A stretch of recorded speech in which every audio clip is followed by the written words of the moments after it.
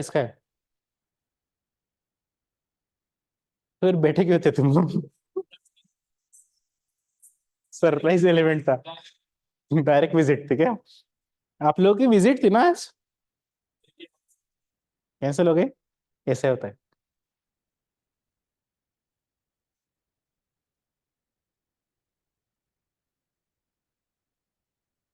Sir झालं का? पक्का? चलो। कहाँ पे थे अपन लोग? Animal husbandry. चलो।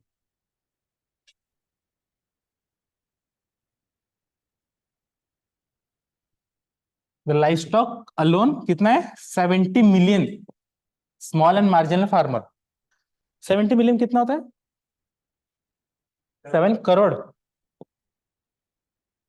छोटा नंबर है बड़ा नंबर है? टोटल फार्मर कितने इंडिया में? ये नहीं पता ना। टोटल फार्मर कितने इंडिया में? 41%? 45%? अगर नंबर कैलकुलेट करें तो कितना होगा? अगर मान लो इंडिया में 50 करोड़ फार्मर्स हैं, उसमें से स्मॉल एंड मार्जिनल कितने होंगे? 86 to 87%। मतलब कितना होगा इसका? एक एग्जाम्पल ले रहे, कितना होगा?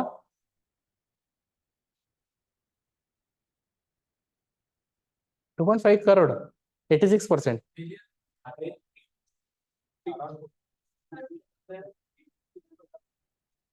लाइव स्टॉक के ऊपर जब भी क्वेश्चन आए ये वाला डेटा संभाल के रखना, ठीक है? कौन सा?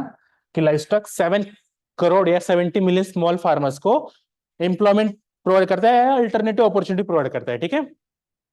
अब देखो, इस पूरे लाइव स्टॉक सेक्टर में हाईएस्ट कंट्रीब्यूशन किसका है? पोल्ट्री मतलब क्या? मुर्गी। कितना है? 42%। उस टाइम का डेटा है, कब का डेटा है? 11% किसका बोल रहा है? अदर्स। ये किसका है? डेयरी। डेयरी कितना है? 24। ये कैटल, ये गोट वगैरह इसको क्या बोलते हैं? गोट वगैरह जो है ये कितना है? 21। और पिक का 2%। प्रेजेंट एक लाइव स्टॉक सेंसस करके आता है।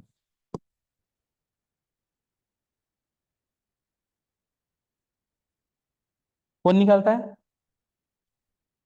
लाइव स्टॉक सेंसस निकालता है इंडिया में, ठीक है? तो आज का पहला होमवर्क, लाइव स्टॉक सेंसस के बारे में पता करो। कितनी बार हुआ है उतना एक नंबर आ जाएगा सीधा। कौन सी मिनिस्ट्री निकालती है ये पता करो। और प्रेजेंट कंडीशन में लाइव स्टॉक की कंडीशन क्या है? ये 97 का डेटा है ना? तो प्रेजेंट कंडीशन में पोल्ट्री का कितना है लाइव स्टॉक पड़ा अपने अंदर? आगे आएगा, ये देखो इधर।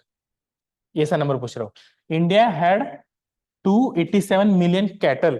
कैटल का नंबर दिया है प्रॉपरली, तो उस सेंसस में हर एक का नंबर दिया गया है। ये 1997 का है। 90 मिलियन बफेलोज, ये उस टाइम का है। तो आज का प्रेजेंट कंडीशन का पता करो। हाँ, 300 आज प्रेजेंट में। प्रेजेंट सेंसस एक बार पता करो, सेंसस बोल रहा हूँ, ठीक है? लाइव स्टॉक वाला। चलो, अभी डेयरी। एक होगा लाइव स्टॉक, एक dairy. The performance of Indian dairy sector over the last 3 decades. अब 3 डिकेट्स कौन सा बोल रहे हैं? अभी के फिलहाल के मान के चलते, फिर भी अप्लाई होगा। Has been quite impressive. India dairy farming या मिल्क प्रोडक्शन में कौन से नंबर पे आता है? इंडिया मिल्क प्रोडक्शन में कौन से नंबर पे आता है पूरे वर्ल्ड में? सेकंड। किसको लगता है इंडिया फर्स्ट आता है? संस्कृति शायद।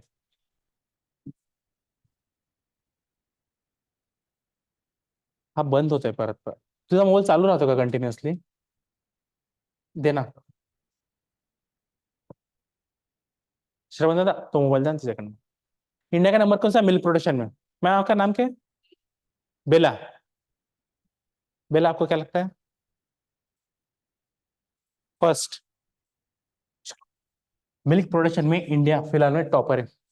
क्यों टॉपर बना इंडिया? हम्म।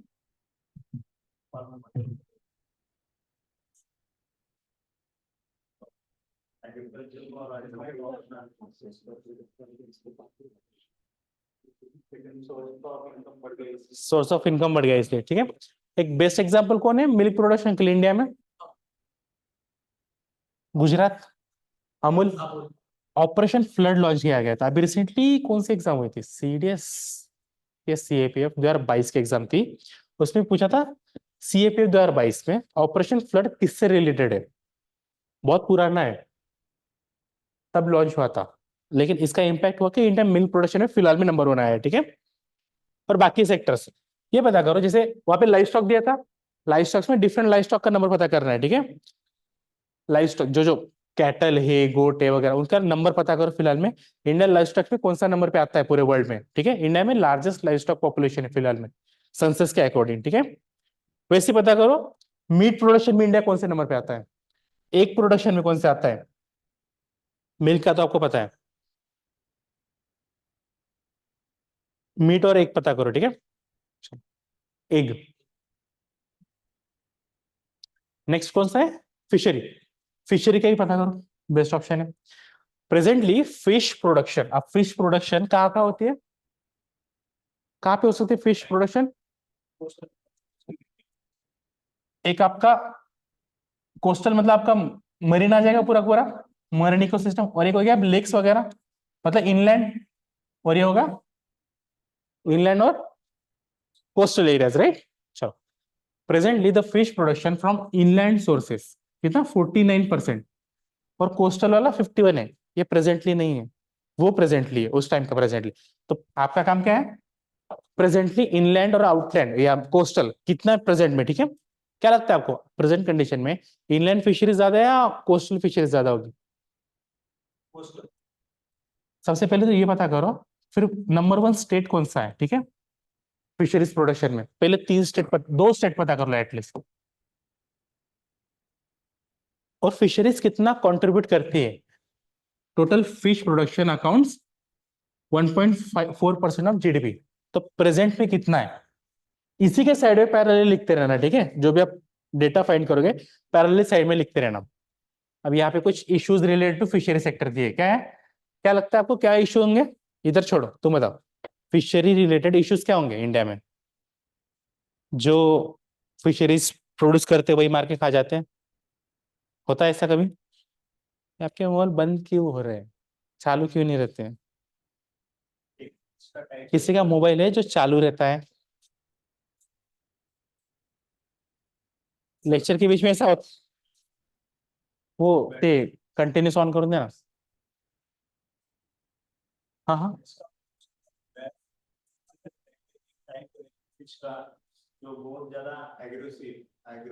एग्रेसिव फिश,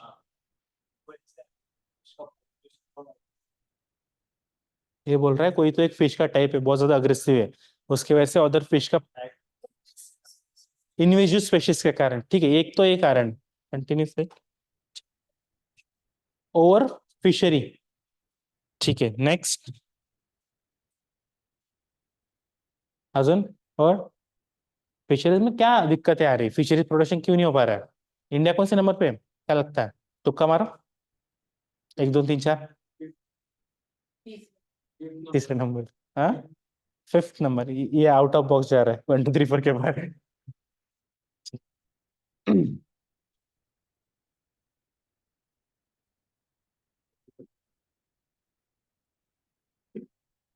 क्या होता है हॉर्टिकल्चर? एक गवर्नमेंट ने प्रोजेक्ट लॉन्च किया था, उसका नाम पता है आप लोगों को, हॉर्टिकल्चर रिलेटेड?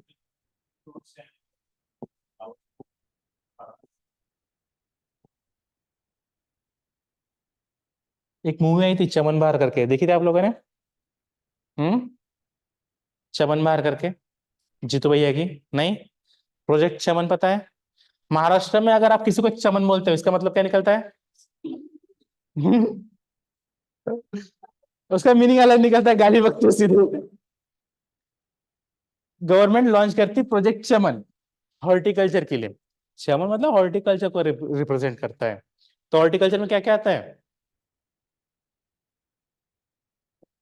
फ्लावर्स, मेडी, प्लांट्स, स्पाइसेस, जो भी ले लो, अच्छी अच्छी चीजें अदर देन फूड क्रॉप्स, ठीक है।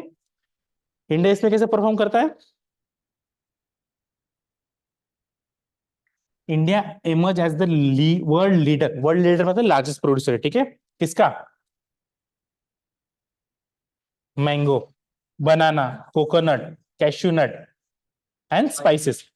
ये उस टाइम का है, प्रेजेंट कंडीशन में है, मैंगो का है, बनाना का भी है, अब पता करो कोकोनट का है, कैश्यू नट का है, स्पाइसेस का है कि नहीं। कैश्यू का भी है। ऐसा डालना वहां पे नेट पे, जब सर्च करोगे या फिर जब लिखोगे हॉर्टिकल्चर में जितने सारे प्रोडक्ट्स आते हैं ना, इंडियन नंबर वन किस में है? ठीक है, अपने आप एक लिस्ट आ जाएंगी, मेजर मेजर ये जो है इनके बारे में लिख के रखना। और सेकंड लार्जेस्ट इसका है फ्रूट्स एंड पल्सेस में, इंडिया कौन सा था फर्स्ट? क्या था, प्रोड्यूसर है कंज्यूमर?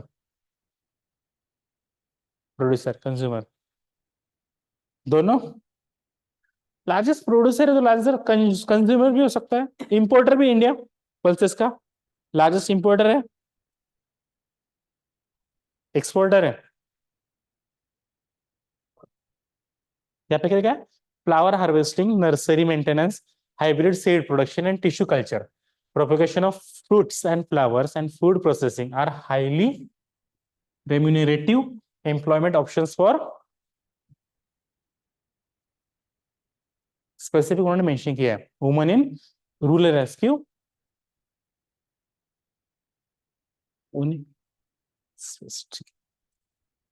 ये देखो, estimated that this sector provides employment around 19% of total workforce।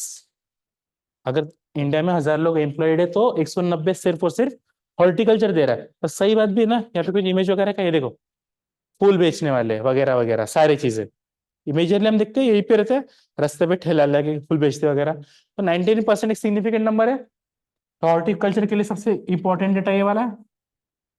एक बार प्रेजेंट कंडीशन का भी चेक कर लेना। तीन डिफरेंट देखा, एक फिशरी देखा, एक हॉर्टिकल्चर देखा, एक क्या था, एनिमल हस्बेंड्री। एनिमल हस्बेंड्री में लाइव स्टॉक देखा था। इंडिया में लार्जेस्ट लाइव स्टॉक मिलता है, लेकिन लाइव स्टॉक सेंसस पता करना है, मिनिस्ट्री कौन सी है, और डिफरेंट डिफरेंट कैटल, गोट, शीप, और क्या होता है लाइव स्टॉक में, चिकन, इन सबका कितने नंबर है फिलहाल में, ठीक है। चलो, अभी इन तीनों जो देखे उसके लिए इंप्रूवमेंट के लिए यहाँ पे कुछ सजेशंस दे एनसीईआरटी में। दो in terms of numbers our livestock population is quite impressive but its productivity is quite low. Highest livestock जो प्रोडक्शन है, पॉपुलेशन तो अपने पास है, लेकिन इनसे जो प्रोडक्शन होता है या इंडस्ट्री जो रन हो रही है, इसमें टॉप कौन सी कंट्री करती है मीट वगैरह में? हाँ, यूएसए नहीं। मीट प्रोडक्शन वगैरह जो ये इंडस्ट्री है, ये सबसे ज्यादा ग्रो कहाँ करती है? आपने न्यूजीलैंड का नाम सुना है इसमें कभी? न्यूजीलैंड पता है किसी को कहाँ पे आती है न्यूजीलैंड कंट्री? चाइना के बाजू में, यूएसए के बाजू में, इंडिया, ऑस्ट्रेलिया के बाजू में। वहां पे ये इंडस्ट्री बहुत ज्यादा ग्रो करती है, और इंडिया में इतना सारा होने के बाद में क्यों इतना ग्रो नहीं कर पा रही है?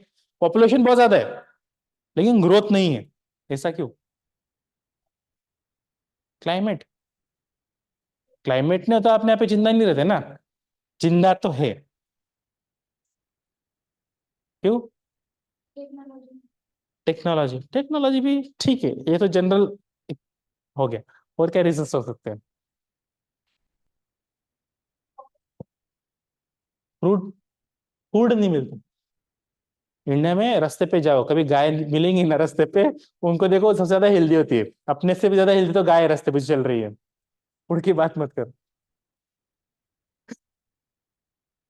उसका पॉइंट सही है। हाँ, जो पाल के रखे गए ना, उनकी हालत खराब है, जो रास्ते पे उनकी हालत अच्छी चल रही है आजकल।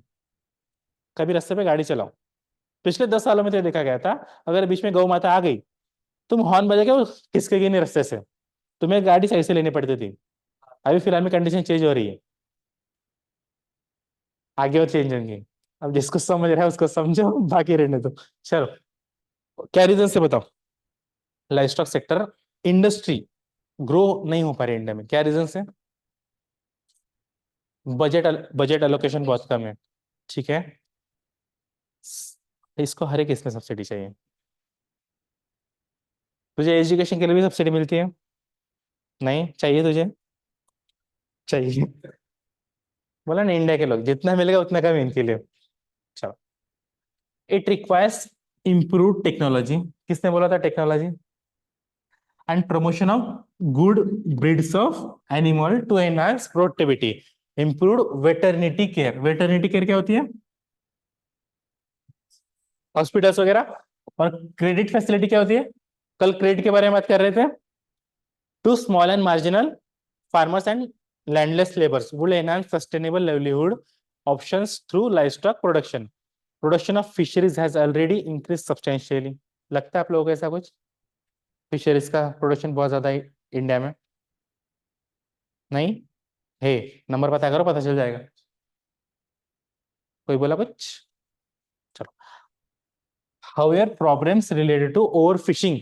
अभी किसी ने बोला था ओवर फिशिंग का कॉन्सेप्ट, आपने बोला था? मैं आपने पढ़ा है पहले कभी इकोनॉमी, अटेम्प्ट दिया है पहले आपने कभी? कितने अटेम्प्ट दिया आपने? 2 अटेम्प्ट दिए, फिर आप एनसीईआरटी बैच में बैठ रहे हो, क्यों ऐसा? Self study. चलो, however problems related to overfishing and population needs to be regulated and controlled. 2-4 welfare programmes के नाम बताओ जो आपको पता हो इसी रिलेटेड, एनिमल हस्बेंड्री ले लो, पोल्ट्री ले लो, जो भी, ऑपरेशन फ्लड छोड़ के। किसी के घर में है गाय भैंस? किसी के भी नहीं? गांव में पाले आपने? आपको भी तो पाला आप लोग, आपके माँ बाप ने।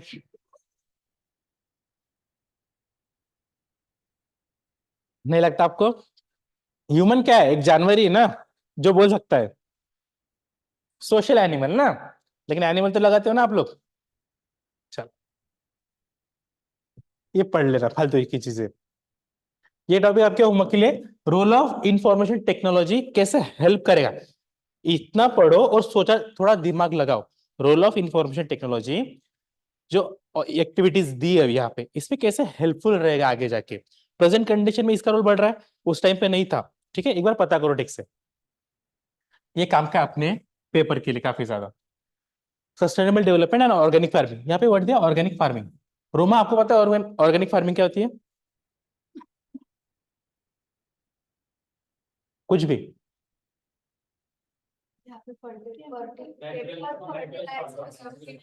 केमिकल फर्टिलाइजर्स ना हो, नेचुरल मेथड्स हो, यही होती है ऑर्गेनिक फार्मिंग। एक कॉन्सेप्ट आता है नया फिर, जीरो बजट नेचुरल फार्मिंग। ये क्या है फिर? एक होती है ऑर्गेनिक, पहले तो ट्रेडिशनल है अपने या कन्वेंशनल कह लो उसको, जिसमें हम सब डालते हैं। फिर आती है ऑर्गेनिक, फिर आती है जीरो बजट नेचुरल फार्मिंग। तो आपने बोला फर्टिलाइजर्स यूज नहीं करना, ये ऑर्गेनिक हो जाएगा। तो जीरो बजट नेचुरल फार्मिंग में क्या होगा? वही होगा। कैपिटल मतलब वो ज्यादा नहीं रहती जो पहले से एग्जिस्ट, उसी चीजों को रीयूटिलाइज करना है। ठीक है, चलो। इंडिया में ऑर्गेनिक फार्मिंग का मार्केट बढ़ रहा है, किसको लगता है ऐसा सच में बढ़ रहा है? कौन कौन ऑर्गेनिक फूड यूज करता है? एकदम से हाथ कर, क्यों नहीं यूज कर पा रहे ऑर्गेनिक फूड आप, ये बताओ। थोड़ा एक्सपेंसिव है या बहुत एक्सपेंसिव है? थोड़ा रहता तो आप खरीद लेते घर में। वो कौन सी फ्लावर क्या बोलते हैं, गड्ढा गोभी मराठी में जो बोलते हैं, ब्रोकली कभी बनती है जनरली, क्यों नहीं बनती ब्रोकली? एक्सपेंसिव है। इसी तरीके ऑर्गेनिक फूड क्यों नहीं बन पा रहा घर में? महंगा है। तो ड्रॉबैक क्या ऑर्गेनिक फार्मिंग का? महंगा है, वो आगे आएंगे, ठीक है। लेकिन अच्छी होती है, क्यों अच्छी है? हेल्थ के लिए। चलो, in recent times awareness of harmful effects of chemical based fertilizers and pesticides on our, जो आप लोगों ने कहा अभी, health is on a rise. Conventional agriculture relies heavily on, कभी देखा आप लोगों ने जो फार्मिंग में केमिकल फर्टिलाइजर्स यूज किए जाते हैं, उनका नाम पता है आप लोगों को? फार्मिंग में मेजरली 3 फर्टिलाइजर यूज किए जाते हैं जिसके ऊपर गवर्नमेंट सब्सिडी भी देती है। ठीक है, 3 बताओ कौन कौन से? Nitrogen, phosphorus, potassium. इनका रेशियो क्या होना चाहिए? सबसे हाईएस्ट, अगर मैं डाल रहा हूँ फर्टिलाइजर फार्मिंग में डालने जा रहा हूँ, तो सबसे हाईएस्ट क्वांटिटी किसकी डालूंगा? नाइट्रोजन की। उसके बाद में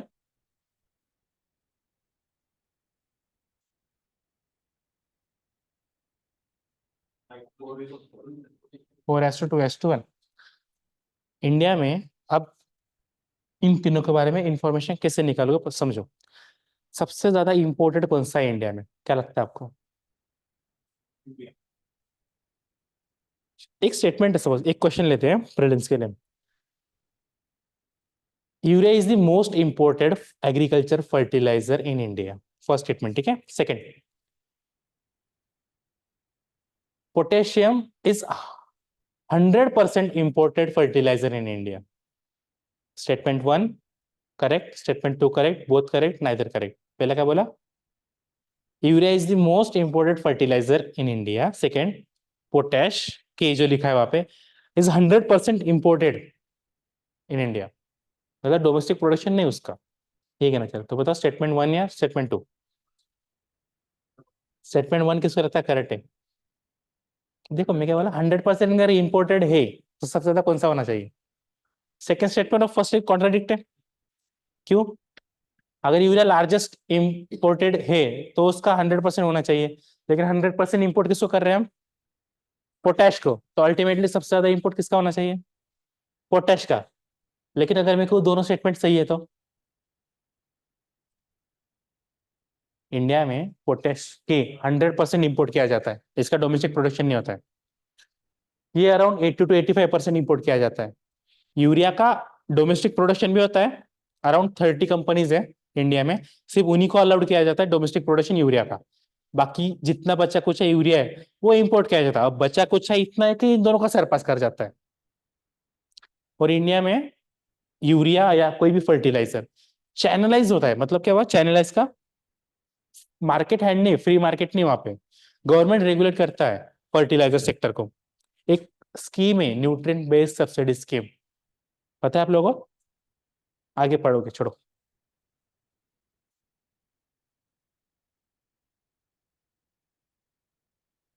क्या दिख रहे थे अब?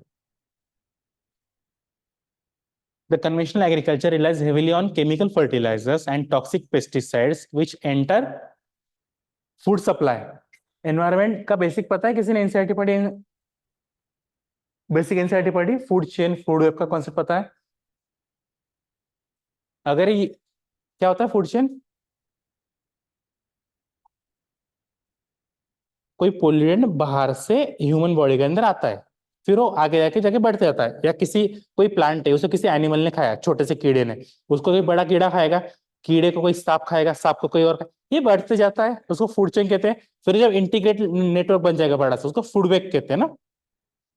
फूड सप्लाई में आता है penetrate the water sources, harms the livestock, deplete the soil, devastate natural ecosystem.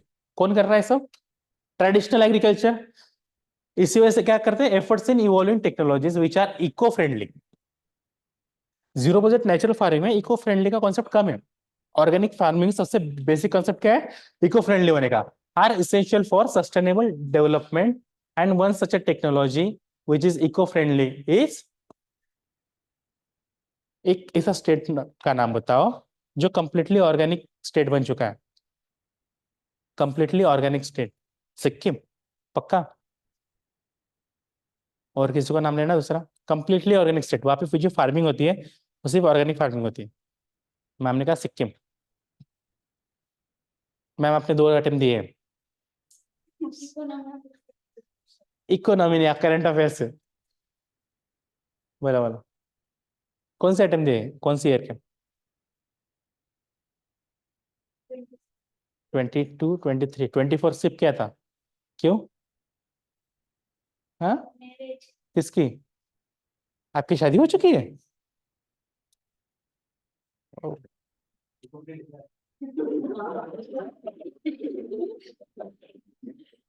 आपने शादी क्यों की?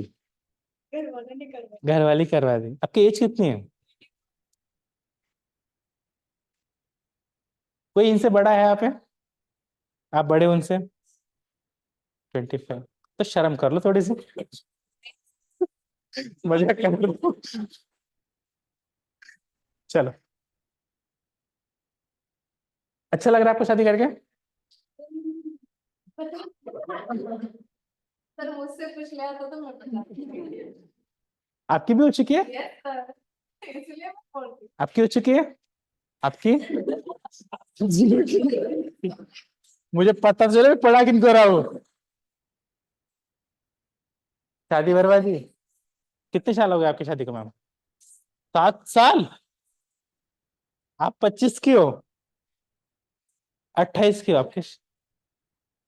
आपकी 21 में शादी हो गई थी? हूँ कंप्लीट कंप्लीट था। आपने जल्दी शादी क्यों की? सब फैमिली मेरी दादी। अच्छा ठीक है, वो बूढ़ों का समझ सकते हैं अपन, उनकी वजह से बहुत लोग फंसते हैं। मजाक कर रहा हूँ। क्या एक्सपीरियंस आपका शादी के बाद में, इनको बता दीजिए मतलब। सपोर्टिव। पक्का? यस, इसलिए क्या तो रोमा, शादी बर्बाद नहीं होती है? बर्बाद आपको ऐसा क्यों लगता है रोमा कि शादी बर्बाद होती है? आप अपने फैमिली में अच्छे नहीं, खुश नहीं हो?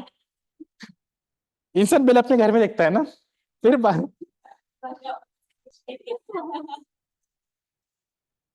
और किसी को इच्छा है शादी करने की?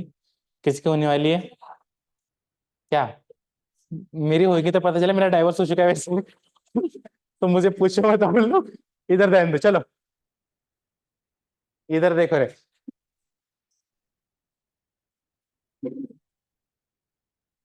पास करो हमसे। इधर क्या लगता है, क्या बेनिफिट्स होंगे ऑर्गेनिक फार्मिंग के? नहीं करनी होती शादी। इधर हेल्थ अच्छी होती है शादी के बाद में। ऑर्गेनिक फार्मिंग के बाद चलो, हेल्थ अच्छी होती है पहला। It offers means to substitute costlier agriculture inputs. Agriculture inputs की बात कर रहा है। फर्टिलाइजर से बचते हैं, काफी ज्यादा महंगे होते हैं, ठीक है। Such as fertiliser, seeds, pesticides with locally produced organic inputs that are cheaper and thereby generate good returns on investment। ये पहला। सेकंड, जनरेट्स इनकम थ्रू, ये सबसे बेस्ट बेनिफिट है ऑर्गेनिक फार्मिंग का। इंडिया के लिए सबसे ज्यादा एडवांटेज है। इंडिया बस उस पोटेंशियल को ग्रैब नहीं कर पा रहा ठीक से। अभी भी कन्वेंशनल फार्मिंग का बहुत ज्यादा क्रेज है क्योंकि प्रोडक्शन बहुत ज्यादा होता है। ऑर्गेनिक फार्मिंग एक्सपोर्ट्स के लिए बहुत अच्छी है। अगर इंडिया को एक्सपोर्ट बढ़ाना है, प्रेजेंट कंडीशन में इंडिया का एक्सपोर्ट कितना है टोटल वर्ल्ड एक्सपोर्ट्स में? 2023 प्रीलिम्स में आया था, इंडिया का 3.2% शेयर है वर्ल्ड एक्सपोर्ट में। ये स्टेटमेंट था वहां पे, जो कि गलत था। 3.2 लिखा था लेकिन उन्होंने वहां पे। इंडिया का 1.4 या 1.8 है अभी भी टोटल ग्लोबल एक्सपोर्ट्स में। तो एग्रीकल्चर में सबसे ज्यादा पोटेंशियल इंडिया में फिलहाल में कहाँ पे? ऑर्गेनिक में हायर भी है। और बाहर के लोग देख रहे हो ना, वेस्टर्न साइड में यूरोप अमेरिका पागल हुए पड़े ऑर्गेनिक फार्मिंग के पीछे। खुद तो करते नहीं, इंडिया से एक्सपोर्ट कर रहे हैं। तो अगर इंडिया इस पोटेंशियल को ग्रैब करना चाहिए तो आप लोगों ने यूपीसी छोड़ के फार्मिंग करनी चाहिए। नहीं कर लो रे, आप बदर रहोगे। चलो, international exports as demand of organically grown crops is on the rise. Organically grown food has much more. ये कौन कौन मानता है न्यूट्रिशन वैल्यू अच्छी होती है उनकी, लेकिन दिखने में बहुत घटिया होते हैं, ऐसा सुना है मैंने। नहीं, अच्छे होते हैं। चलो, क्यों होती है उनकी न्यूट्रिशन वैल्यू अच्छी? क्योंकि केमिकल फर्स्ट पेस्टिसाइड्स फर्टिलाइजर उनके इम्पैक्ट में नहीं आते हैं। लास्ट क्या है? Produce is and produce in environmentally sustainable way rather than इधर उधर सर्च करने से अच्छा ये 4 से 5 पॉइंट जब भी ऑर्गेनिक फार्मिंग के ऊपर मेंस के क्वेश्चन है, सबसे पहले ये लिखना वहां पे। बाहर की मत लिखा करो सीधे, ठीक है। इंसाइट दे रहा है कुछ सोच समझ के आपको दे रहा है। चलो, ड्रॉबैक्स क्या होंगे अपने हिसाब से बताओ, ये छोड़ो। ड्रॉबैक्स क्या होंगे? हाँ, तू बता, तुझे किससे बताने हैं? तेरे ऊपर छोड़ते हैं हम। तुझे जिसके मिलेगा उसके बता दो ड्रॉबैक। बता बता। तेरी एज कितनी है? एज कितनी तेरी? 20? अभी तो बहुत छोटा है।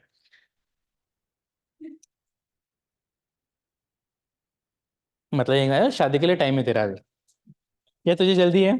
नहीं, उसकी लीगल एज भी नहीं बोल रही है। कितनी इंडिया में लीगल एज मैरिज के लिए? 21। और फीमेल्स के लिए एज बढ़नी चाहिए, हाँ, कितनी होनी चाहिए? नहीं सर 21 21 दोनों के लिए 21 देखो एक टाइम था ब्रिटिश के टाइम पे जब सिविल सर्विस की मैक्सिमम एज ज्वाइनिंग के लिए 19 साल कर दी गई थी। कितनी? आज के प्रेजेंट कंडीशन में इंडियन यूथ 24 साल 25 साल की उम्र में पबजी खेलता है। क्या खेलता है? और फ्रस्ट्रेशन में सुसाइड करता है। काफी केसेस देखे। ब्लू वेल एक गेम आया था बीच में। हाँ, बड़े बड़े लोग भी सुसाइड किए जा रहे थे पागलों जैसे। तो मेन अपना ह्यूमन डेवलपमेंट आगे बढ़ा है? कम हुआ है? कम हुआ है ना। तो शादी की एज क्यों कितनी कम रखी है? तो ये कैसे एक्सपेक्ट करते हैं कि 21 साल का लड़का घर संभाल लेगा? खुद का जीवन उसे संभलता नहीं है। हाँ, पबजी में जीत नहीं पा रहा है, वो इंसान शादी करके घर कैसे संभालेगा? मिनिमम मिनिमम है। हाँ, तो लेकिन वही ना, रूरल एरियाज में वही देखते हैं ना, उसी एज में शादी हो भी जाती है ना। होनी नहीं चाहिए ना। रोम, आपको क्या लगता है? होनी चाहिए शादी की एज कुछ मिनिमम? उसका अलग है। आपकी क्या राय है वैभव? 13? ये बोल रहे 13 साल की उम्र में शादी करवानी चाहिए। स्नेहल बोल रही 30। 30। 30। फिर 40 तक बूढ़े हो जाओ, 50 में जीवन से रिटायरमेंट ले लो, नहीं? और कोई है जिसको अपनी राय रखती? 30, 35, 40? हाँ, 21। चलो, फिर एक्ट पास करना पड़ेगा नया। जाओ पार्लियामेंट में। चलो अब बताओ ड्रॉबैक्स। आदित्य, आप पता है ना ड्रॉबैक्स कैसे बताने हैं? बताओ फिर। पहला, बता। बाल झड़ जाते हैं, गंजे हो जाते हैं इंसान, देख मेरी तरफ, इसलिए बोलते शादी नहीं करने के। चलो बोलो drawbacks of organic farming. Farmers encourage नहीं है। बहुत कम प्रोपोर्शन में फार्मर्स को पता होगा कि आपने कितना रखा और उसके बेनिफिट्स। राइट। एक इंसान ने, मतलब तुषार करके बंदा है, उसने बोला है 22 एज होनी चाहिए so that girls can complete their graduation. ऐसा तुषार बोल रहा है। इसका पॉइंट समझ में आ रहा है? 22 तक होनी चाहिए एज। ये सही लगता है आपको? ग्रेजुएशन, फिर ग्रेजुएशन के बाद में अपॉर्चुनिटी एम्प्लॉयमेंट की, उसको भी कंसिडर करना चाहिए। कितना? कंसिडर नहीं है, उसको कहना है कि मिनिमम एज 22 होना चाहिए ग्रेजुएशन का, उसने लिखा है क्लियर कट। एग्जैक्टली। एजुकेशन को नहीं मिलता है। सुनो, आप लोग मान लो कि एटलीस्ट ग्रेजुएशन कंप्लीट हो जाए। मेजोरिटी ऑफ जितनी शादी हो रही है वहां पे क्या सीन है, डिग्री कंप्लीट करवाते लड़कियों की और शादी करवाते थे। शादी करवाने के लिए वहां पे डिग्री करवाई जा रही है, एम्प्लॉयमेंट के लिए नहीं करवाई जा रही। तो ये अच्छा है बुरा है? फिर काय को इतना पढ़ा रहे हो? अगर तुमको बस शादी करवानी थी उनकी, पढ़ा क्यों रहे हो? दिखना चाहिए, दिखाने के लिए ना। तो ये जो ह्यूमन रिसोर्स डेवलप हो रहा है उसका ह्यूमन कैपिटल बन नहीं रहा है ना, यही सीखे थे लास्ट चैप्टर में। तो ये गलत या सही है? जीडीपी में कंट्रीब्यूट नहीं कर रहा, घर में तो कर रहे हैं, ऐसा वो कह रहे हैं ना। उनका एक्सपेंडिचर हो रहा है, एक्सपेंडिचर तो हो रहा है ना उनके ऊपर, तो आउटपुट भी तो निकलना चाहिए ना। आप ही कहिए, जॉब करना अच्छी बात है, आपको अपॉर्चुनिटी मिली जॉब करने के लिए, मिलती है। आपने जॉब किया है कभी? नहीं किया है। आपने किया जॉब कभी? चलो ऑर्गेनिक फार्मिंग पे रिटर्न आते हैं। बताओ, एक ड्रॉबैक ये कि फार्मर्स के पास क्या नहीं है, अवेयरनेस नहीं है। सेकंड, और स्लो रेट ऑफ प्रोडक्शन। ठीक है, इनकी यील्ड भी बहुत कम होती है, लाइफ स्पैन इनका कम होता है, बहुत जल्दी सड़ जाते हैं। और क्या है, इनपुट्स कम है, केमिकल फर्टिलाइजर भर भर के अपने पास में, नेचुरल नहीं है। क्यों नेचुरल इनपुट्स क्यों नहीं है? जो नेचुरल मैन्योर होता है वो एक्सीडेंट से बनता है एनिमल्स के, और आजकल हम उन यानी को मार के खाने में लगे पड़े, खा रहे हैं ना। और क्या है, कॉस्टलियर को, मतलब जो प्रोडक्ट निकल के आ रहा है वो बहुत ज्यादा कॉस्टलियर है। एक्सपोर्ट करने की नौबत क्यों आती है? इंडियन फार्मर्स या इंडियन कंज्यूमर इतनी डिमांड नहीं है, जस्ट बिकॉज ऑफ कॉस्ट। ठीक है, yield from organic farming are less than modern agriculture farming. Therefore, smaller farmers may find it difficult to adapt to large scale production. Organic farming may also have more blemishes and a shorter shelf life than spray produce. Moreover, choice in production of off season crops is quite limited. Off season मतलब exactly हाँ, blemishes मतलब क्या होगा? Blame करना मतलब बस blame करना। Off season crop is quite limited. इन्होंने कहा मैंगो के सीजन में मैंगो उगाते हैं, इसका सीजन में होता है। तो ऑर्गेनिक फार्मिंग को भी वही सीन लगता है। एग्जाम्पल बताओ, ऑर्गेनिक फार्मिंग सबसे ज्यादा किसका प्रोडक्शन करते हैं हम लोग? ऑर्गेनिक फार्मिंग में क्या क्या प्रोड्यूस करते हैं अपन लोग? ब्लेम करना ही आएगा अल्टीमेटली वहां पे। क्यों? हम्म तो किसी फूड को या फिर ऐसा समझो एक फ्रूट ले लिया, उस पर अगर कुछ दाग लगे, दाग मतलब वो रॉटन हो जाता है। दाग अच्छे होते हैं फिर से। चलो, दाग लगना, यस।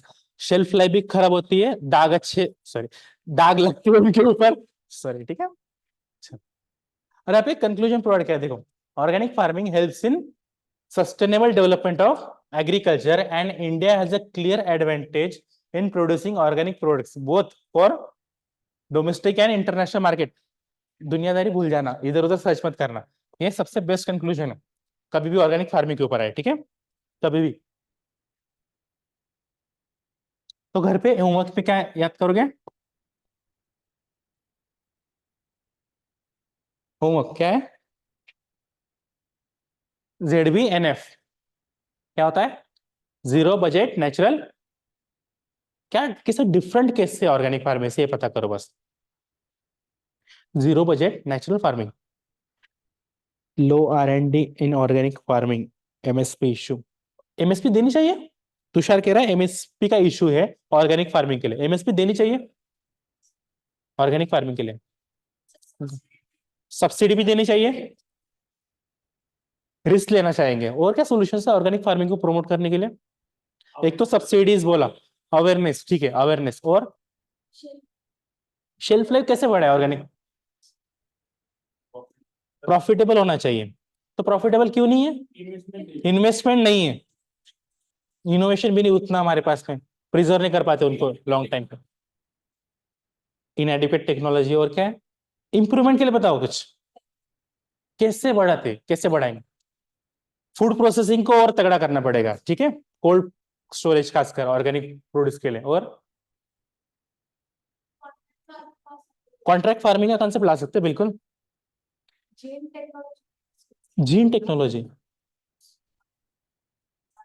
बनाना, तो अगर हम ऑर्गेनिक फार्मिंग में जीन ला रहे हैं, बनवायची पद्धत ठीक आहे, आपण ऑर्गॅनिक ठेवू, पण जर एकदा ते क्रॉप आणलं त्या पद्धतीने जेन मॉडिफिकेशन करून, तर त्याच्यानंतर करू शकतो ना ऑर्गॅनिक फार्मिंग। तो ऑर्गेनिक नहीं बचेगा ना। जीन अगर एक बार का इंट्रोड्यूस कर दिया, फिर उसका बाय प्रोडक्ट निकले जा रहा है, वो ऑर्गेनिक रहेगा क्या? ऑर्गॅनिक मध्ये आपल्याला केमिकल फर्टिलायझर वगैरे थोडी यूज करायचे,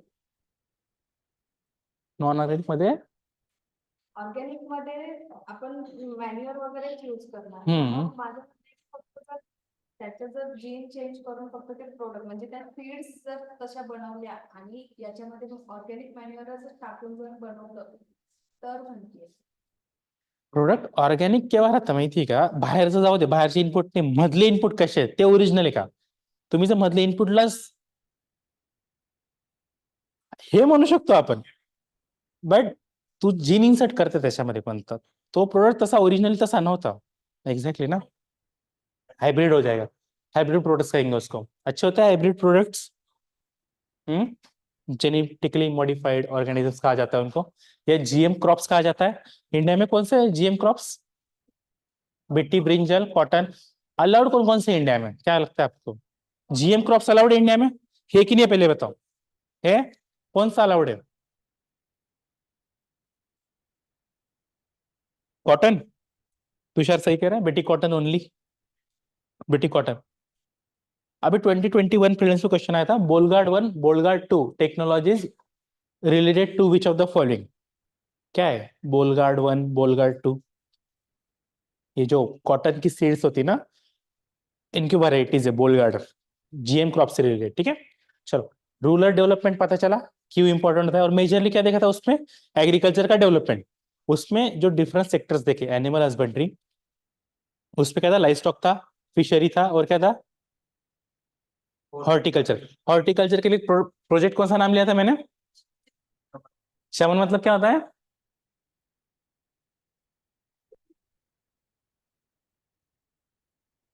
अच्छा, ये अच्छा चैप्टर का, काफी ज्यादा अच्छा है।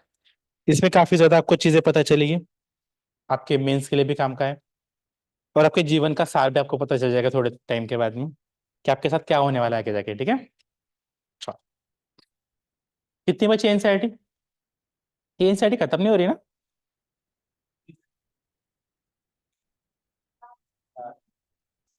आपकी पॉलिट कॉन्स्टिट्यूशन एट वर्क खत्म हो गई? कितनी बची है? 2 चैप्टर बच्चे हैं। कितने लेक्चर हुए उसके? 10 से ज्यादा हुए ना? हाँ, मतलब मैं भी ले सकता हूँ। हो जाएगा, हो जाएगा। कैसे एनसीईआरटी पॉलिटिकल?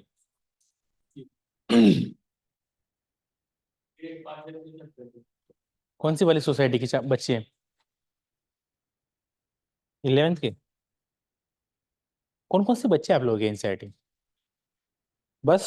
और कुछ नहीं ना? पढ़नी है आपको? पढ़नी है? सोशियोलॉजी पढ़ोगे ना आप लोग? उसमें हो जाएगा शायद से। चलो, कॉन्स्टिट्यूशन एट वर्क कैसी लगी? पक्का? बहुत अच्छी। पॉलिटिकल थ्योरी कैसी थी? वैल्यूएबल है? ऐसा क्यों लगा आपको एनसीईआरटी वैल्यूएबल है? डायरेक्ट क्वेश्चन थे।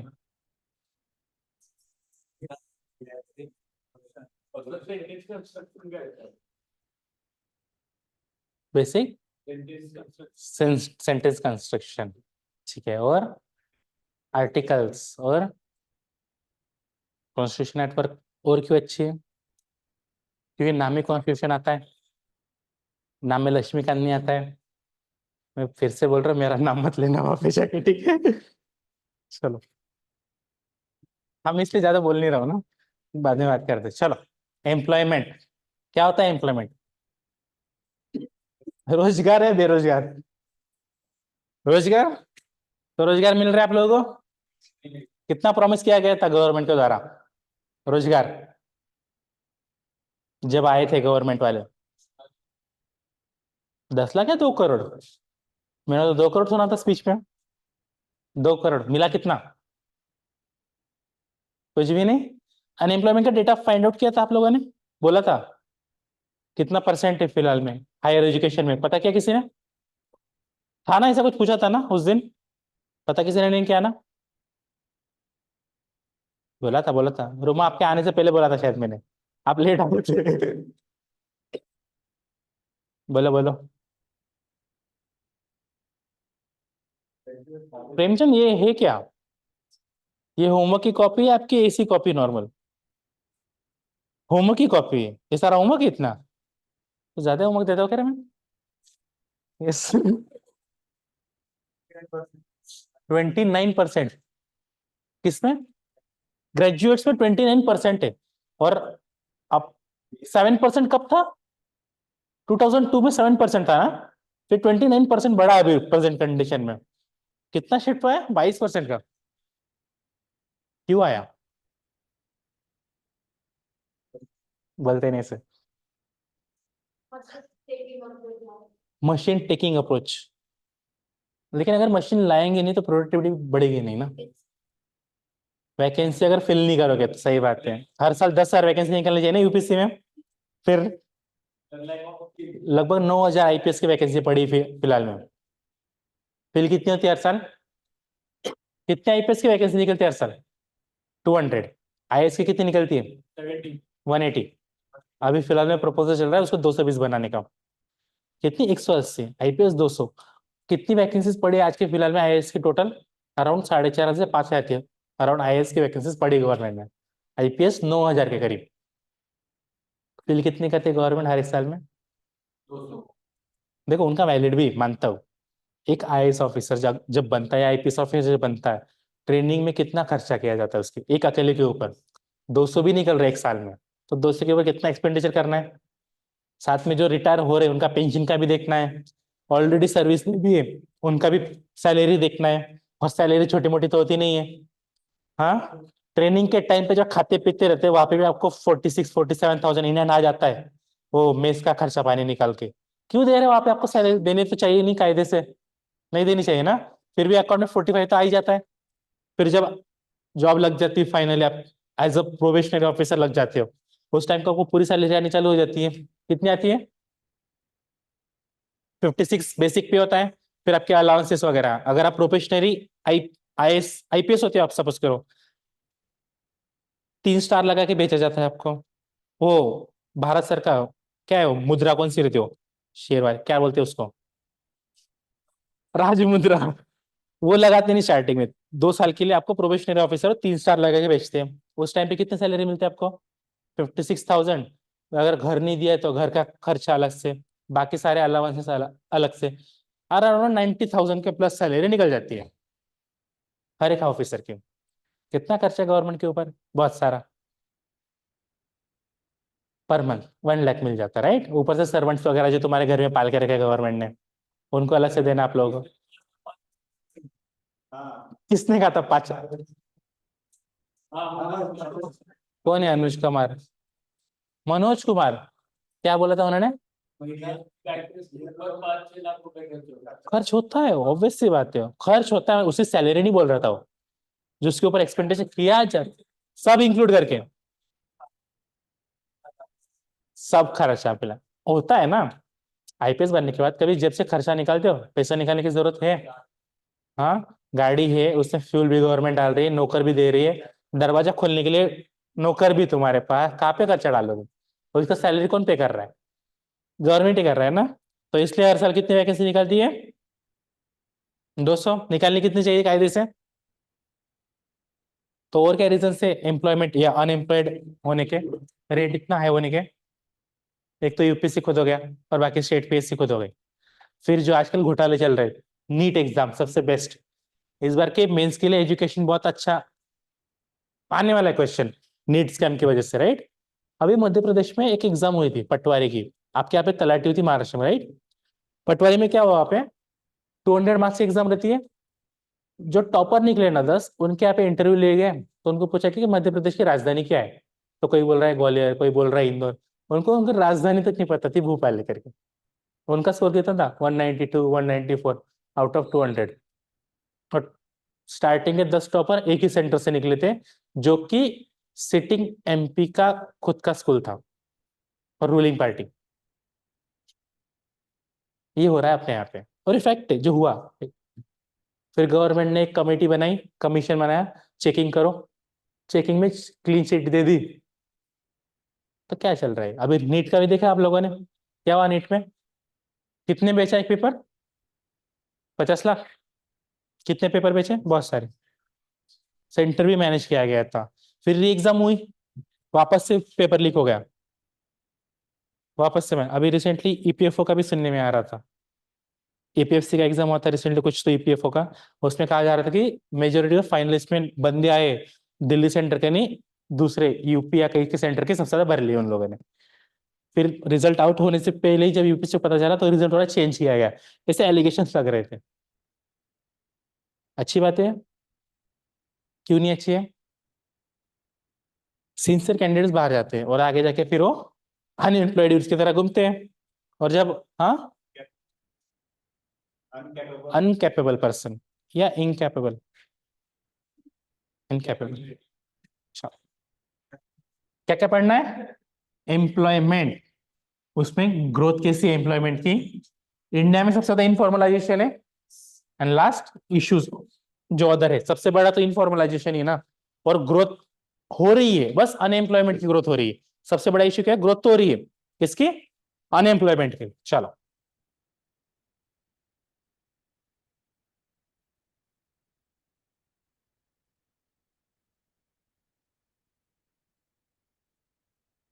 कुछ कंसेप्ट है, economic activity, worker, workforce and unemployment. किसी को पता है इकोनॉमिक एक्टिविटी क्या होती है? इस चैप्टर में बहुत अच्छे से कंसेप्ट डिफाइन किए इन लोगों ने।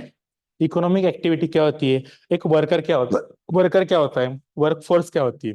मुझे बस बताओ, इकोनॉमिक एक्टिविटी आप एक वर्ड देख के रखा है, किसी को पता है इसका मीनिंग क्या होता है? जिससे रेवेन्यू जनरेट होता है, जिससे रेवेन्यू जनरेट होता है। और छोड़ो, वर्कर की डेफिनेशन क्या होती है,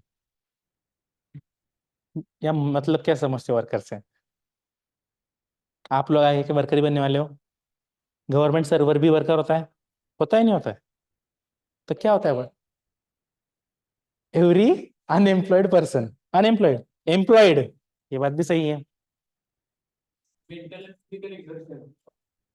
and physical exertion, agriculture labourers होते हैं, वो उनका मेंटल कुछ हैम्पर हो रहा है, बस फिजिकल हो रहा है, तो वो वर्कर नहीं होंगे? होंगे। मिनिमम 8 आवर्स a डे वो वर्कर होगा। तो कोई फ्रीलांसिंग कर रहा है वो वर्कर नहीं होगा? और क्या हो सकता है वर्कर आपके हिसाब से? एनी काइंड ऑफ वर्क, पक्का? Any kind of work, particular kind of work, और कुछ? वर्कफोर्स क्या होती है? ये पूरा चैप्टर ये भी खेलने वाला है, और बहुत सारा डेटा आने वाला है आपके पास। बहुत सारा पुराना डेटा है, बहुत सारा नया डेटा जो आप लोग लिखोगे साइड बाय साइड। तो मेरी गलती है नहीं, होमवर्क भी लेगा, तो मेरी गलती नहीं है उसमें। चलो, महात्मा गांधी जी क्या कहते हैं? What I object to is the craze for machinery, not machinery as such. The craze is for the what they call labor-saving machinery.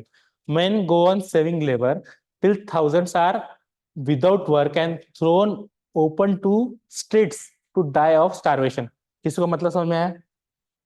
किसको आया और किसको नहीं आया बताओ? मेजोरिटी जनता। हाँ, तो मत याद करना, बहुत बड़ा कोटेशन है, सिंपल वाले याद करने बस अपने को, ठीक है? चलो देखो, बेसिक क्वेश्चन पूछा इन लोगों ने, वाई डू पीपल, चलो बताओ, why do people work? Roma, people काम क्यों करते हैं? आप आगे जाके काम क्यों करोगे? खुद के लिए, पक्का? अर्निंग फॉर लाइवलीहुड, और चॉइसेस फॉर आवरसेल्फ। वैशाली, आप जाके काम क्यों करना चाहते हो आगे? आप आगे जाके काम क्यों करना चाहते हो? आपको भी कुछ एम है? 10,000 करोड़, 5,000 करोड़? नहीं, इतना बड़ा नहीं, लेकिन है ना। कितना है, 1,000 करोड़ है?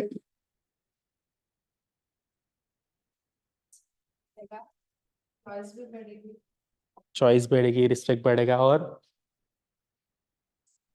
सेल्फ सेटिस्फेक्शन, यहाँ पे कह दिया था। एक्सपोजर बढ़ेगा, किस चीज का? अगर हमारे पास पैसा है तो हम घूमने जा सकते हैं, कुछ भी हमारे मनचाहा एक्टिविटीज जो चाहिए वो कर सकते हैं। ऐसा कुछ नहीं होता है रोमा जीवन में, पैसे आने के बाद पता चलता है जो चाहिए वो नहीं कर सकते। ट्रैवलिंग कर सकते हैं, एग्जैक्टली exactly. सैलरी आती है, उसी दिन वो सैलरी खत्म भी होती, लिख के ले लो, उसी दिन वो निकल जाती है। कैसे? मेरी कल सैलरी हुई, आज मेरे अकाउंट में उतना ही जितना मैं मेरा निकाल सकता हूँ, बाकी सब निकल ली। क्यों? बिल्स पे करने होते, कॉस्ट ऑफ लिविंग। तो बताओ, वर्क क्यों करता है इंसान? खुद के बिल पे करने के लिए, सेल्फ रिस्पेक्ट डिग्निटी के लिए। कुछ तो होना चाहिए ना, सस्टेन वगैरह, सस्टेन करने के लिए भी होता है। और हाँ, बोल बोल वो बोल, अरे बोल तू बिंदास, वो बोलने को बोल रहा है तुझे, बोल तू। अच्छा, तू उसको बोला, बोल तू फिर बोल। Livelihood, people work for earning और लिविंग। अच्छी अच्छी चीजें देखो, being employed in a work gives a sense of self worth, ये बात सही है। अभी आप लोगों की इज्जत है, आपके घर छोड़ के बाहर बोल रहा हूँ मैं, ठीक से देखो, घर में भी नहीं है। जिसको जिसको लग रहा है ना, एक कदम फेल होके देखो, फिर पता चलेगा। किसी को लगता है घर में इज्जत है आपके? लगता है? फिर छोटे बेटे आप घर के? हाँ, फिर ठीक है। बड़े बेटे की नहीं होती। हाँ, ये भी ठीक है। एलएलबी करके रखा है। चलो, and enables us to relate ourselves meaningful with others। सही बात है ना। चार लोगों में खड़े हो जाओ, चारों के चारों जॉब कर रहे, आप यूपीसी वाले जाके बैठो उनके साथ में, आप उनको दिमाग से गरीब समझोगे, वो आपको पैसों से गरीब समझेंगे। सही बात है। मीनिंगफुल वर्कलेस बिल्कुल बिल्कुल डाउन फील होता है आप एक टाइम के बाद में। आप लोगों के दोस्त भी होंगे जो बिना यूपीएससी के दूसरे फील्ड में जॉब करते हैं, कभी कभी घर पे ताने सुनने को मिलते हैं। हाँ, फिलहाल नहीं। जब यूपीएससी, काफी यूपीएससी जर्नी में यही होता है, एक दो अटेम्प्ट कभी कभी किसी के निकल जाते हैं, फिर मम्मी पापा बोलना चालू करते हैं, तेरे वो दोस्त देख वो कहाँ पहुंची है, तू कहाँ पे। ये क्यों बोला जाता है? अर्निंग्स नहीं ना, और यही स्टेटमेंट ना, meaningful, meaningful with others, right, contribution to national income and development of country, ये बेसिक है, होना चाहिए, फिर वर्क करना चाहिए। तो उठो और जाओ, पकड़ो काम धंधा, काम के लिए कर रहे हैं। चलो, अब बताओ, ये सारा जो आगे डेटा वगैरह आने वाला है, एम्प्लॉयमेंट रिलेटेड स्टडी, ये करना क्यों होता है जीवन में? पढ़ते रहो इतना सारा डेटा, बहुत सारा डेटा आगे, मुझे गाली मत पकना, वो इंसाइटी का है। ये पढ़ना इंपॉर्टेंट क्यों होता है? मीन्स में वहां पे जाके ऐसा मत लिखना। अच्छा, यूपीएससी ने अगर ऐसा क्वेश्चन पूछा कि इंडिया में अनएम्प्लॉयमेंट डेटा स्टडी करना क्यों इंपॉर्टेंट है, तो सबसे पहला पॉइंट क्या लिखोगे? मेंस के आंसर में लिखने के लिए काम में आता है। सही बात है। एक पॉइंट तो ये भी है, लिख नहीं सकते बस इसको, क्यों इंपॉर्टेंट है, एटलीस्ट यहाँ पढ़ के बताओ।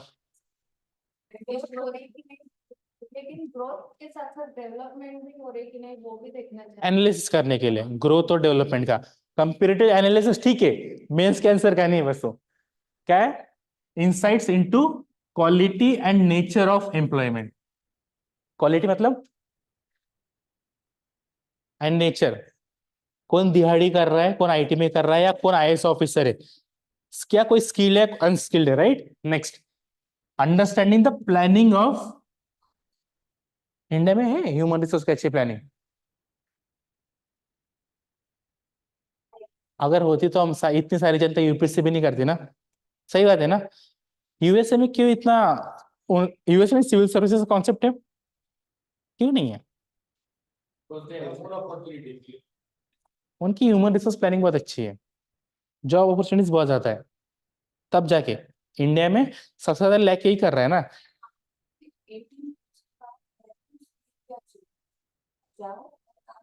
जिंदा ना रहो, नहीं तो हम्म, बोल मत, you should do something, right.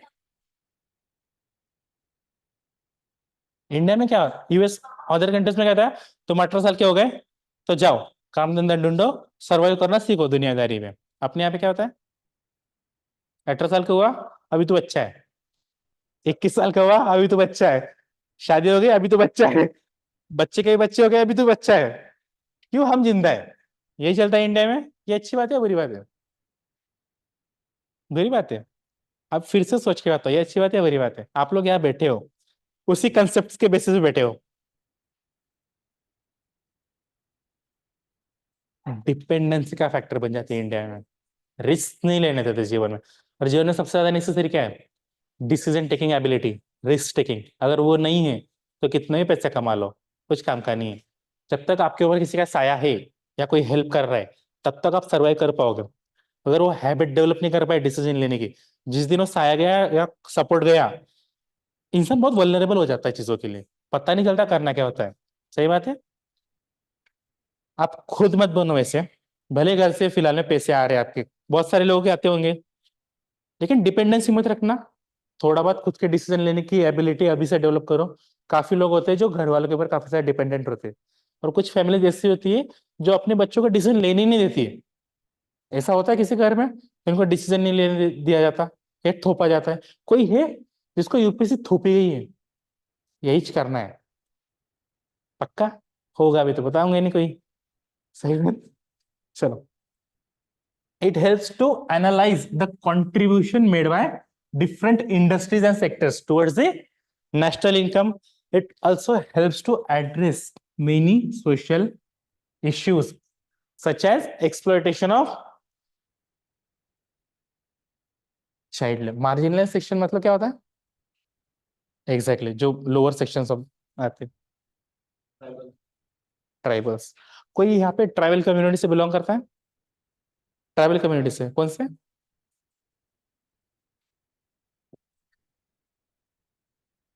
ST में आता है, पता नहीं कुछ। अच्छा, ट्राइब्स का कोई पर्टिकुलर नाम नहीं आता है? नहीं पता। कोई एससी से बिलोंग करता है? आप बिलोंग करते हैं एससी? आप भी? किस में आते हैं मतलब? कोई महार? वो महार तो ओवरऑल नाम दिया जाता है ना, तेवढंच येतं का? आप तीनों बुद्धिस्ट हो? आप नहीं हो? मतलब ऐसा भी होता है क्या, नॉन बुद्धिस्ट भी होते हैं एससी में? तीन चार त्याच्यात जाती आहेत. क्या हुआ? एससी मम्मी एसटी पापा है, तो आपको क्या मिला है?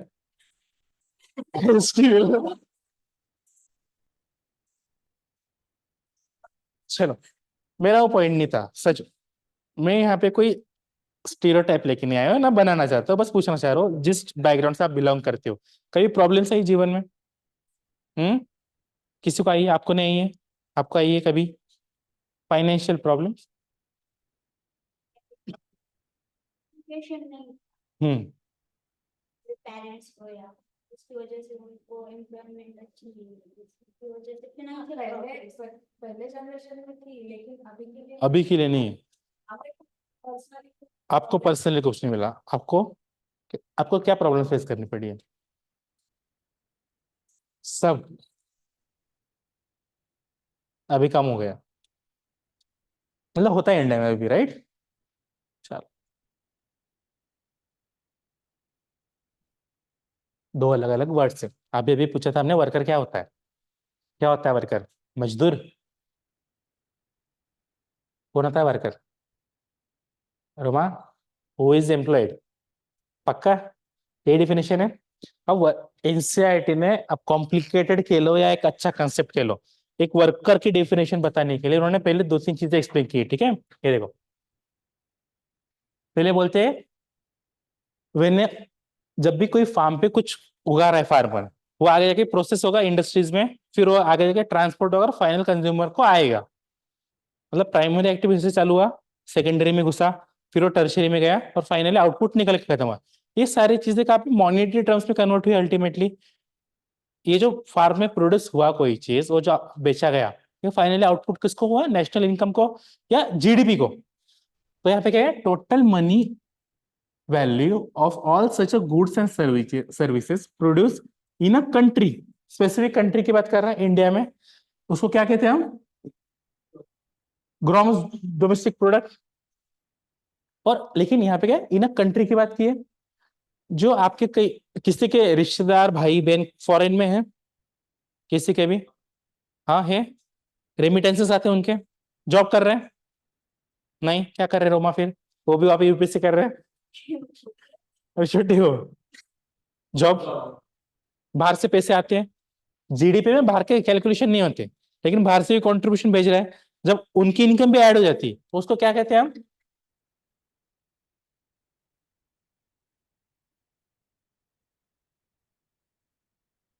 लेक्चरला लेक्चर नंतर कॉल करतो ना? हो,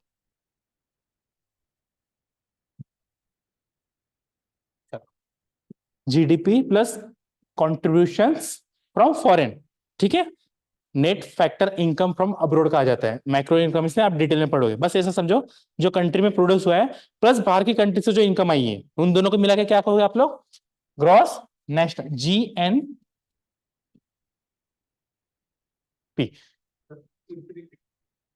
जीडीपी मतलब क्या? ये इंडिया है, इंडिया में जो भी प्रोड्यूस हुआ सारी चीजें, ये आपकी जीडीपी हो गई, इसे बाहर की चीजें इंक्लूड नहीं की गई।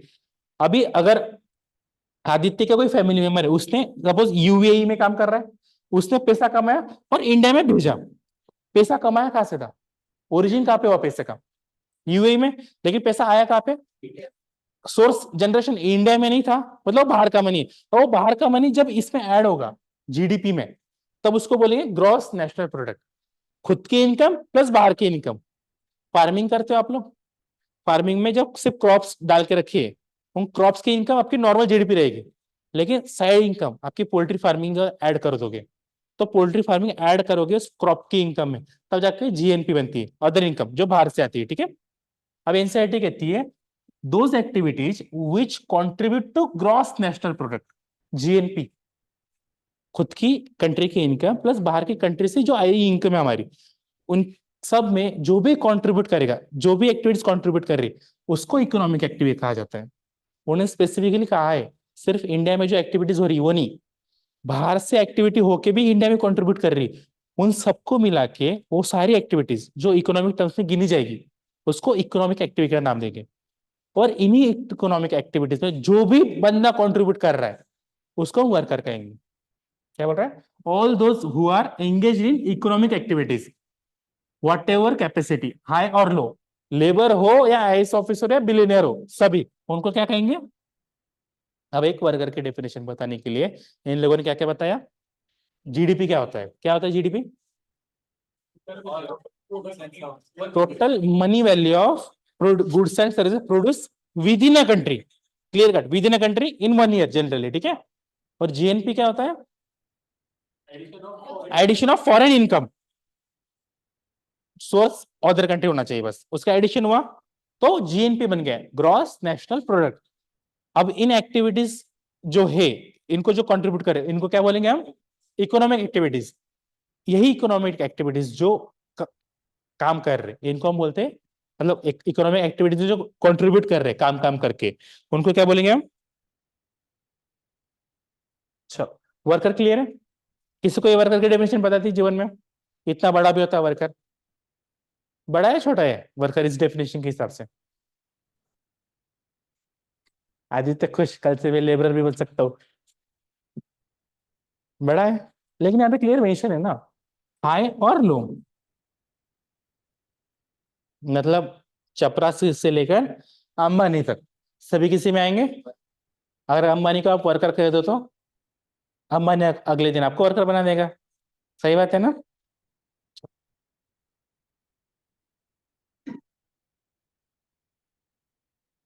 यहाँ पे बोल रहा है even if some of them temporarily absence from, अगर कुछ वर्कर कुछ टाइम के लिए अपना जॉब छोड़ देते किसी वजह से, घर में कुछ फंक्शन है वगैरह फालतू की चीजें, तो उसको वर्कर कंसिडर करेंगे?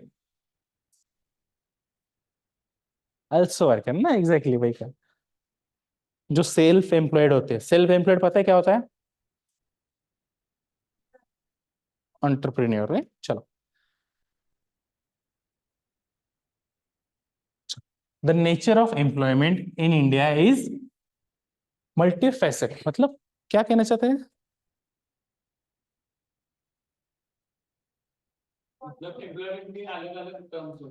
टर्म्स, डेफिनेशंस या टाइप्स? डिफरेंट टाइप्स से कौन कौन से होंगे, क्या लगता है? फॉर्मल, इनफॉर्मल, सीजनल और सीजनल बोला उसने। ठीक है, चलो, और कुछ सेल्फ एम्प्लॉयड होते हैं, कुछ हायर्ड वर्कर्स होते हैं, और क्या हो सकते हैं? इनफॉर्मल। ठीक है, while estimating the number of workers all those who engaged in economic activities are included as, Roma ने सही कहा था, जो भी एम्प्लॉयड वर्कर रहेगा, एम्प्लॉयड की डेफिनेशन ये अपने लिए काम का है। During 1999 and 2000 India had about 400 million strong workforce. कब की बात है? 2000 की बात है। कितना है? 400 मिलियन। कितना होता है 400 मिलियन मतलब? 4 या 40? ये 2000 की बात है। आज के प्रेजेंट कंडीशन का डाटा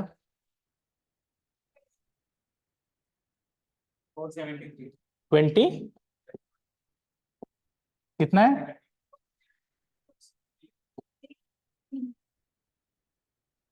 मतलब कितना हो गया? 47.3।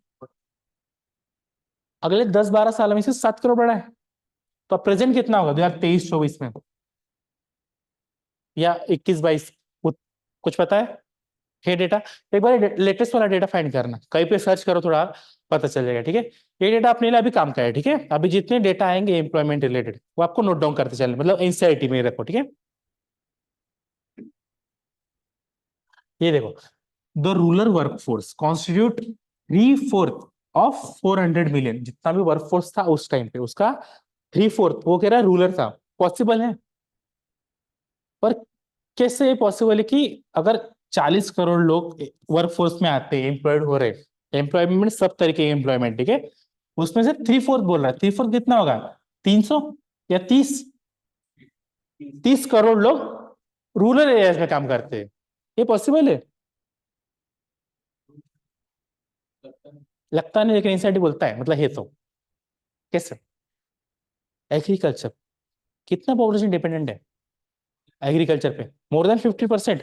तो पॉसिबल है, क्योंकि just because of agriculture, right. अब उसके आगे देखो,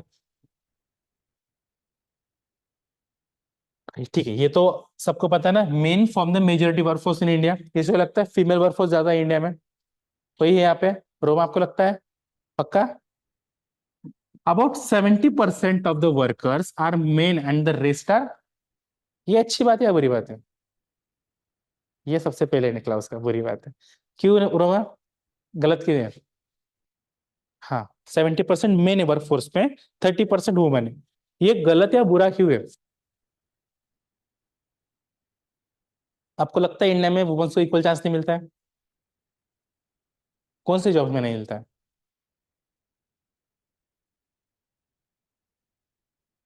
इंडिया में ऐसा, agri sector, IT sector, IT में वुमेन्स को अपॉर्चुनिटी नहीं है। प्रेफरेंस मेल को है, क्योंकि जब वुमन प्रेग्नेंट होती है हाँ, तो वो ही पे जाती है, तब उसको 50% उसकी सैलरी देनी पड़ती है ना। तो जो आईटी सेक्टर है उनका मोर प्रेफरेंस टुवर्ड्स मेल है as compare to female. Legal profession. Legal में कम है। There are less women judges. कितने सुप्रीम कोर्ट में फिलहाल में जजेस है, वुमेन जजेस कितने हैं सुप्रीम कोर्ट में? ठीक, इंडिया में आज तक कोई female chief justice of India बनी है? पक्का? अभी रिसेंटली एक बनने वाली है आगे, अभी एक फर्स्ट बनने वाले है, अभी तक एक भी नहीं है, अभी बनने वाले हैं। उनका टेन्योर छोटा है काफी, लेकिन first female chief justice of India बनने वाले। तो पार्टिसिपेशन तो कम है, बढ़ाना चाहिए। Woman workers account for 1/3 of rural workforce. कितना बोल रहा है? रूरल में कितना बोल रहा था? 30 करोड़, और 30 का भी 1/3, 1/3 बोला ना उसने रूरल का, मतलब कितना? 10 करोड़। 10 करोड़ कौन है रूरल में? इतना फीमेल वर्कफोर्स ज्यादा क्यों हो रहा है लेकिन? एग्रीकल्चर, फेमिनाइजेशन ऑफ एग्रीकल्चर का कॉन्सेप्ट आ रहा है आजकल, बहुत ज्यादा एग्रीकल्चर डोमिनेट कर रही females. Where in urban areas womens का कितना है?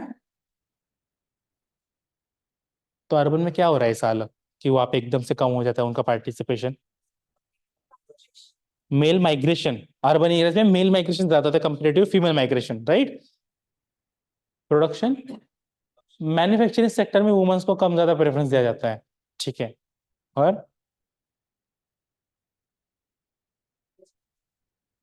ट्रस्ट इश्यूज, क्या क्या बोला तुमने? रेस्ट्रिक्शन, सॉरी, भी हो सकता है। तेरे साथ हुए आदित्य? तेरे साथ ट्रस्ट इश्यू हुए किसी के? होते हैं। चलो,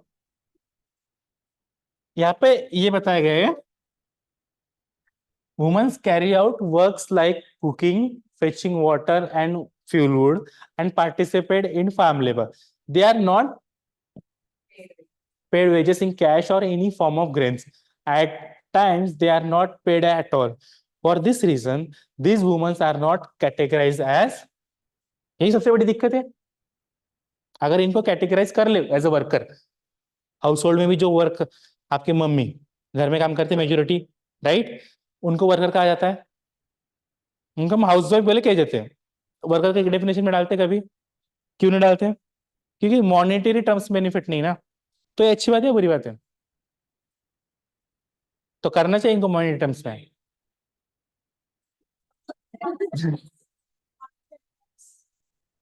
उनको वर्कर की डेफिनेशन डालना चाहिए, डालना चाहिए, बताओ। नहीं डालना चाहिए, क्यों? क्योंकि हम जो चीज को देखते हैं हम्म वो मॉनिटरी टर्म वो में देखते हैं। मॉनिटरी टर्म्स में दिक्कत भी यही है। देखो, आपका पॉइंट बिल्कुल वैलिड है कि उनको रिकग्निशन मिलना चाहिए, लेकिन अगर जीडीपी की बात करें तो पूरा मॉनिटरी टर्म्स में जाता है, तो वहां पे डालना चाहिए या नहीं डालना चाहिए एज अ वर्कर उनको?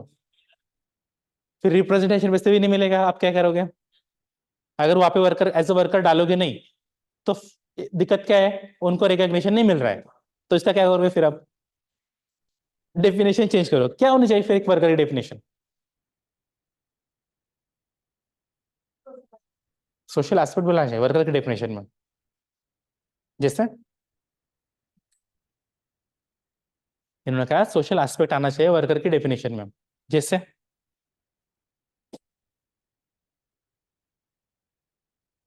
अरे बोलो, अभी तो बोल रहे थे काफी ज्यादा। देखो, रोमा तो सो गई, उसको पता ही नहीं सोशल एस्पेक्ट। वो बोल रहे हैं मेरा जीवन बर्बाद है, बोले मुझे पूछो मत। रोमा, इतनी दिक्कत है जीवन से अपने? कुछ ही दिक्कत नहीं, ये दिक्कत है? दिक्कत ही चाहिए आपको जीवन में? शादी कर लो।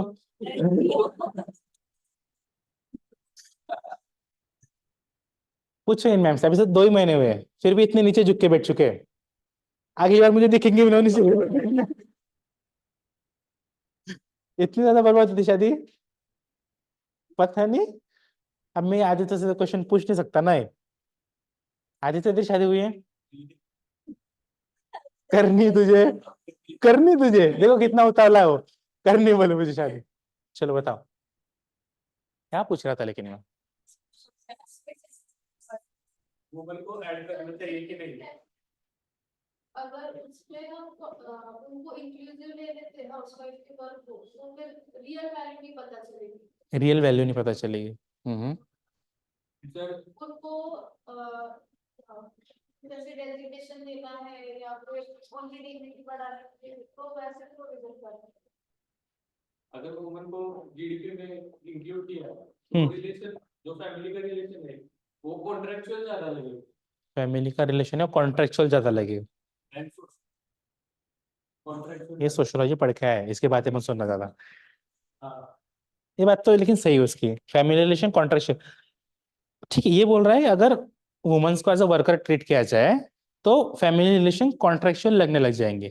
तो जब मेल जॉब कर रहा है घर में, वो तुम्हारा कॉन्ट्रेक्चुअल नहीं है। लेकिन सर हम पहले से देखते हैं कि पहले पहले से देखते आ रहे हैं। ये क्या बोलना चाह रहा है? हाँ, तो the rule in case is that women should do household care and male should be the breadwinner, ऐसा है। लेकिन ये भी बदलना है ना। हाँ, अरे ये क्या कर रहा है? वो डर जाएगा, वो डर जाएगा, ऐसे मत बात करो उसके साथ। वही बदलना है, समझ गया? बदलना है, बदलेगा तू? वो खुदा नहीं बोल। चलो, क्या टाइम हुआ है? 10 मिनट है, कंटिन्यू करें। चलो next, participation of people in employment. यहाँ पे सबसे पहले आया है work population, worker population ratio क्या होता है, और इससे क्या शो होता है? वर्कर पॉपुलेशन रेशियो से कितने वर्कर है अपने पॉपुलेशन में, यही कैलकुलेट करेंगे। तो इससे पता क्या चलेगा? Indicator which is used for analysing कैसे इंडिया के एम्प्लॉयमेंट सिचुएशन फिलहाल में कम है, कैसी है, इसलिए बोल रहा हूँ। वो जो डेटा कितना था हायर एजुकेशन का, 29%। तो ऐसी फिलहाल में एम्प्लॉयमेंट कंडीशन इंडिया की, ठीक है, 29.1%, ठीक है। This ratio is useful in knowing the proportion of population that is actively contributing. बाकी लोग कैसे कंट्रीब्यूट करते हैं? सिर्फ एम्प्लॉयड लोग कंट्रीब्यूट करते हैं क्या इकोनॉमी में? अगर आप लोग जॉब नहीं कर रहे हो, आप जीडीपी में कंट्रीब्यूट कर रहे हो या नहीं कर रहे हो? कैसे कर रहे हो? वो एक्सपेंडिचर्स, राइट। चलो, इसलिए उन्होंने स्पेसिफिक वर्ड क्या यूज किया है, आप लोग कैसे कर रहे हो? Passively, passively, right. चलो, worker population ratio divide the total number of workers. कितने सपोज कर लो अपने इंडिया में वर्कर कितने होंगे अभी? टोटल नंबर ऑफ पॉपुलेशन, कितनी पॉपुलेशन इंडिया की? ज्यादा ही है, इंटू 100 कितना बनेगा? ये दो गए, ये दो गए, 10% आ जाएगा ना। तो इंडिया का वर्क पॉपुलेशन रेशियो कितना है? एज ए एग्जांपल इससे कैलकुलेट करते हुए बोल रहे हो, ये ज्यादा होना चाहिए या ये ज्यादा होना चाहिए अच्छा रेशियो के लिए? वर्कर पॉपुलेशन रेशियो के लिए कौन सा अच्छा होना चाहिए? ऊपर वाला। और नीचे वाला कैसा होना चाहिए? इंडिया में क्या चल रहा है?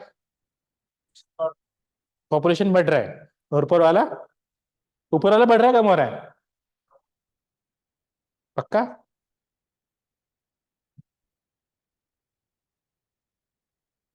टेबल है क्या रे ऊपर?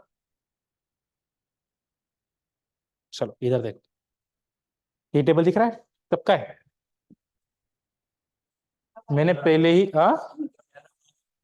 तुम्हारा नया है? ठीक है, 11-12 का बताओ।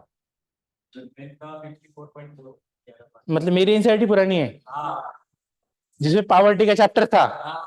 शर्म करो बोलते समय थोड़ी। ये कौन सी नई एनसीईआरटी है?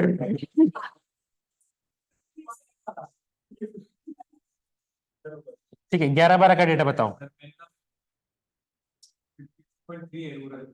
सेम ऐसा बताओ, ये वाला डेटा बताओ कितना है? 21.9 sorry sir 54.3 50, ये वाला 50, इधर 38.6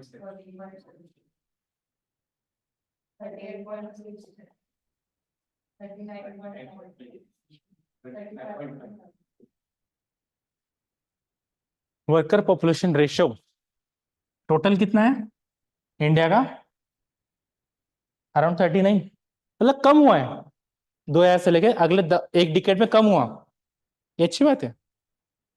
तो आपका काम क्या है अभी? नहीं, डेटा फाइंड करना रिसेंट वाला।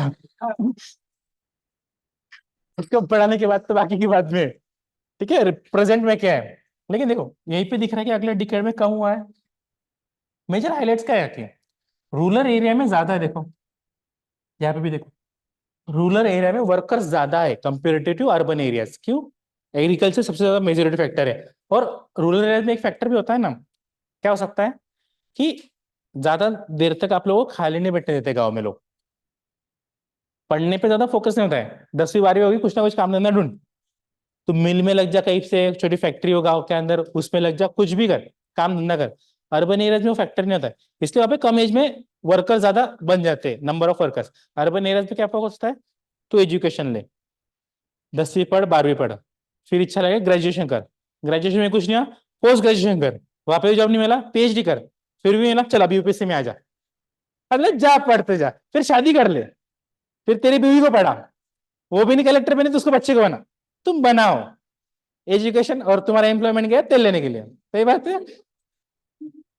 बस प्रोडक्शन बढ़ाओ। रूरल एरिया में कंट्रीब्यूशन किसका ज्यादा है? रूरल एरिया में वुमन है just because of agriculture, feminisation of agriculture. Urban areas में किसका है?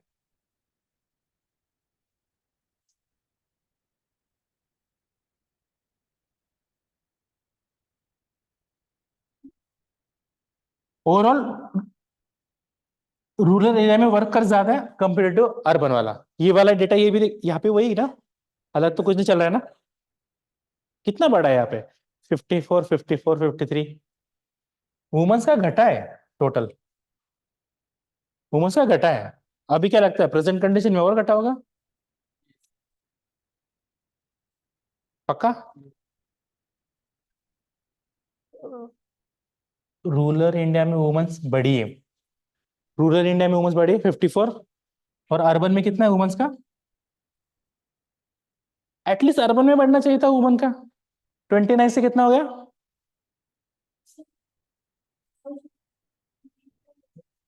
54.3 और वुमन का है 21%।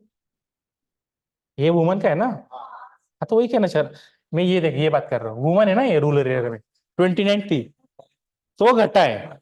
और अर्बन में क्या है, वुमन का 13 था, बढ़ा है अर्बन का, ठीक है 0.1% से बढ़ा है। अर्बन में ग्रोथ हो रही है, रूरल में डिक्रीज होना चाहिए वुमन का, क्यों? यहाँ पे शो कर रहा है रूरल में वुमन वर्कफोर्स कम हुई है, ये अच्छी बात है बुरी बात है? दोनों कैसे?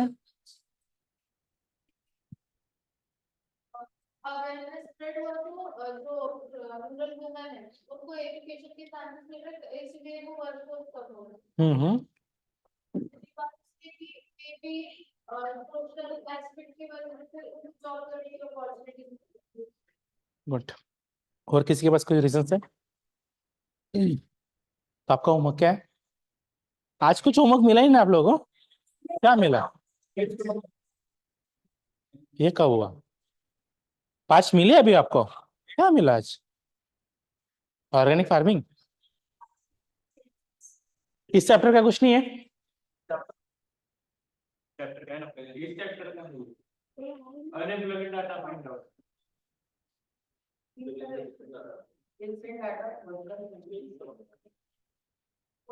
Strong workforce, it is the workforce. और एक प्रेजेंट वर्कर पॉपुलेशन। इस चैप्टर में बहुत सारा डेटा है, संभल के रहना, ठीक है? चलो बाकी कल कंटिन्यू करेंगे, डेटा डेटा पढ़ना सारा आप।